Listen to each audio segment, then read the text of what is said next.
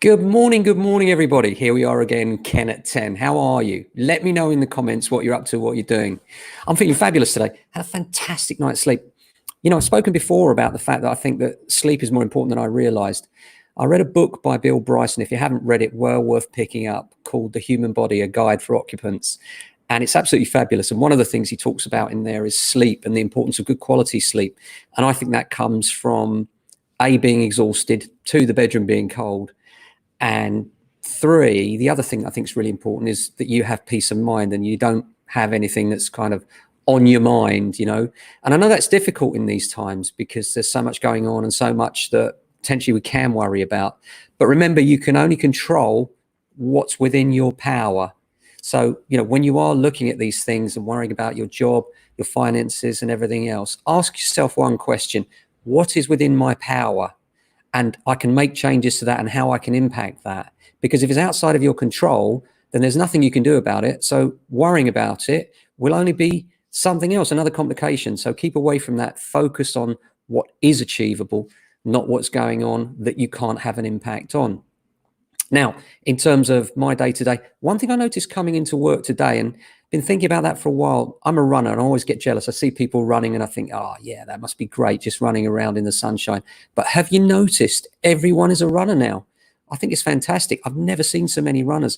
I think osteopaths and physios are going to have a field day once everybody gets back to normal with bad backs as people are in their new zone. But I think it's fantastic and it's a great thing to do. I wondered also how many people are just looking to escape from their house and it's just like, oh, what can I do? Okay, I'll go for a run. And then they found themselves enjoying it. I know I do, especially in this beautiful weather. It's been fantastic, hasn't it? Now we're getting towards some sort of semblance of normality, maybe. Really difficult, wasn't it, after listening to the broadcast yesterday? Very confusing. I did say that Boris Johnson always skips detail, and you know, we found that out on Sunday again, didn't we, that actually it's as clear as mud. Hopefully things will be clearer as time goes on. Certainly for our industry, there's really no change as far as I can see. It looks like we'll be back to work in full in June.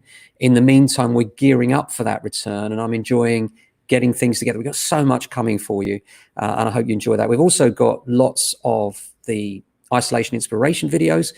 Got one coming up on Friday that should be really interesting because that's from an epidemiologist, and she's going to talk about the coronavirus side of things, but also she's got some other really interesting traits as well, things going on in her life that I want to talk about. So I'll put an advert up for her very shortly. We've also got a young lad that cycled thousands of miles with literally a zero budget and how he got on with that cycling the UK. That's coming up tomorrow for you. And then the next day, we have our mortgage broker, Emily Cadmore. She is fantastic, a marathon runner as well. So we can talk to her about running and the new craze, as it were, and how she sees things in that regard. In terms of wearing masks, you know, I'm thinking about this. You know, now we're told the advice is wear a mask. I mean, I'll be honest, we bought masks at the very beginning of this. And whenever we go into enclosed places, we wear them. And when we first did it, people were looking at us strangely, thinking, look at those idiots going over the top with a mask. But I genuinely believe if you're in an enclosed space, why wouldn't you? And the idea that it won't help you, it won't help protect you, I think is nonsense. I'm really looking forward to speaking to the epidemiologist on Friday. But in my mind's eye, if I'm wearing protection on my face, on my mouth and nose, and you're not, who's most likely to get it? Apparently it's equal, according to current guidance in the UK. I don't believe that for one moment. I think, you know, we are short of PPE and perhaps they don't want people clamoring for it. But my gut feeling is that if you've got the opportunity, you should go out and buy yourself a mask. Why wouldn't you, in enclosed spaces? And obviously when you go out for a run, things like that, keep your social distance, I'm sure it's fine. And I think if anything, the whole new running craze has got to be a good thing, because if we're healthy, we can battle and survive this thing for most of us anyway. So I hope you're having a great day. Do let me know what you're getting up to, because one of the things that's interesting to me always is feedback from you guys. I've got lots going on in the office today. We're starting to gear up, do some new blogs, get some new letters out to our clients, and think about how we're going to come back and the PPE we're getting in place, that sort of thing. So have a lovely day. I'm signing off for Ken at 10. Take care.